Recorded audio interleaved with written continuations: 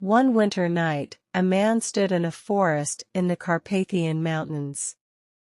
He was carrying a rifle, and it seemed that he was waiting and listening for some wild animal. But Ulrich von Gratwitz was looking for a human enemy. Ulrich had a lot of land. This land was full of all different kinds of wild animals, but he always guarded carefully one particular area of this land. It was mountainous, and not many animals lived there. So why did Ulrich guard this land so carefully?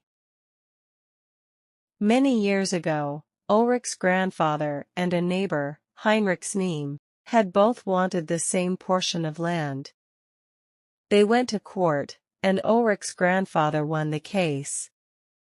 Heinrich Sneem, however, did not accept the court's decision. He continued to hunt on the land. The two families began fighting. Ulrich and Heinrich Sneem's grandson, George, hated each other passionately.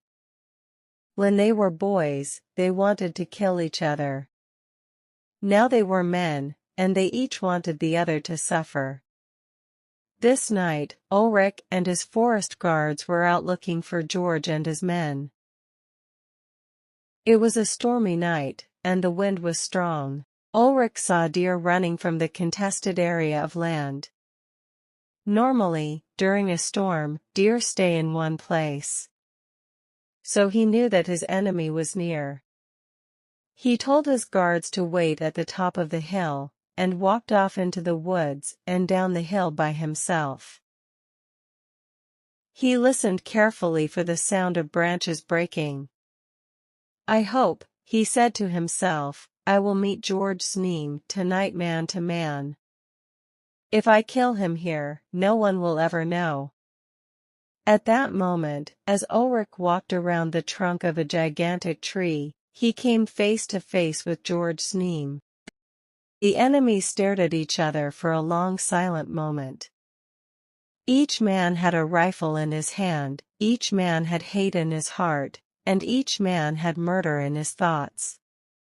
But it is difficult for a civilized man to shoot his neighbor in cold blood. They had to say something. At this moment, however, the wind blew particularly hard. And there was a crash. A gigantic tree fell on top of the two men.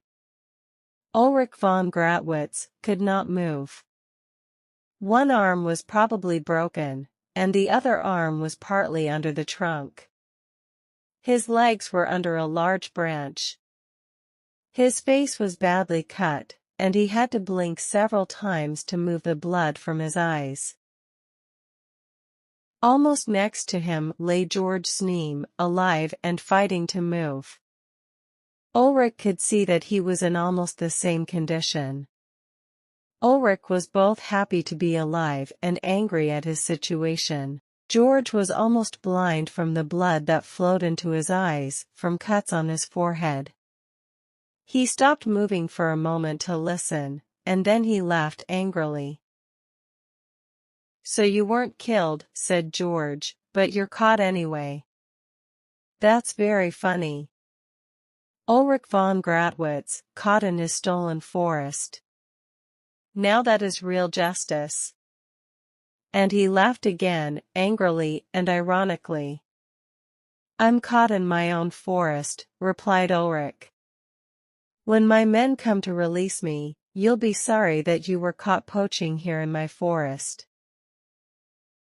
George was silent for a moment. Then he answered quietly, "Are you sure that your men will find you first? I have men, too, in the forest tonight. They are near, and they'll find me first. When they pull me out, perhaps by accident, of course, they'll push the trunk on top of you. Your men will find you dead under this tree. Then, because I am a gentleman, I shall send my condolences to your family." "That's a good idea," said Ulrich, angrily and ironically. "I told my men to follow me after 10 minutes. 7 of those 10 minutes have gone by already. And when they come, I'll remember your idea. Only I can't decently send condolences to your family. After all, you were poaching on my land. Good, growled George. Good. We shall fight to the death. Just you and I and our guards, with no interlopers. Death and damnation to you, Ulrich von Gradwitz. The same to you, George Sneem, forest thief, poacher. But both men knew that it was a question of chance which man's guards would come first. Now the two men had stopped trying to get free. Ulrich tried with his partially free arm to pull out his wine flask. After a few minutes, he finally succeeded. Then, after another few minutes, he succeeded in pulling off the stopper. He drank a little. It was truly wonderful. In this cold weather, the wine warmed his body. Then he looked with pity at George, who was fighting not to scream in pain. Can you reach the flask if I throw it to you? Ulrich asked suddenly. There's good wine in it. There's no reason why we should suffer. Let us drink, even if tonight one of us dies. No, I can't see anything, because I have dried blood on my eyes, said George. And in any case, I don't drink wine with an enemy.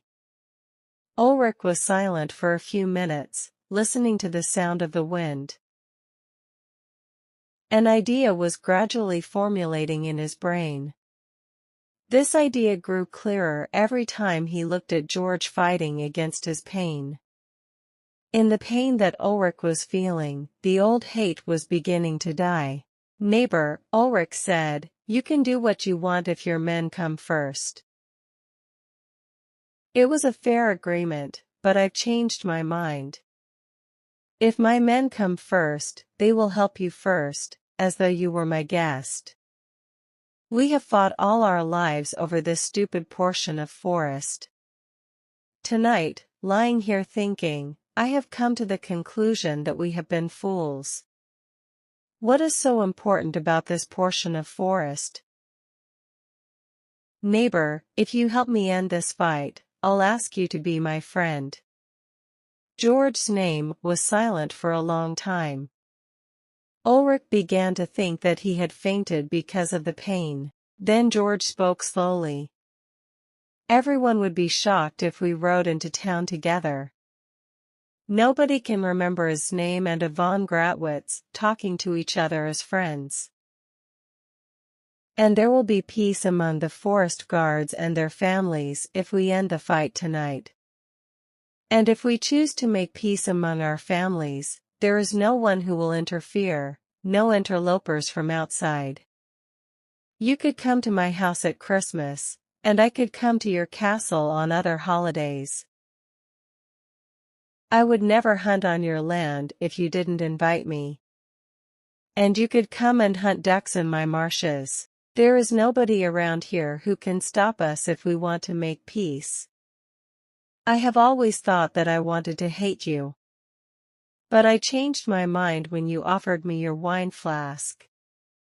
Ulrich von Gratwitz, I will be your friend. Then they were both silent. They were thinking about the wonderful changes this new peace would bring. In the cold, dark forest, with the wind blowing, they waited for the help that would free both of them. And each man wanted his men to come first, so that he could be the first to help his new friend. Then the wind stopped for a moment, and Ulrich spoke. Let's shout for help, he said. Now that the wind has stopped, they might hear us. It will be difficult in this forest, replied George. But let's try.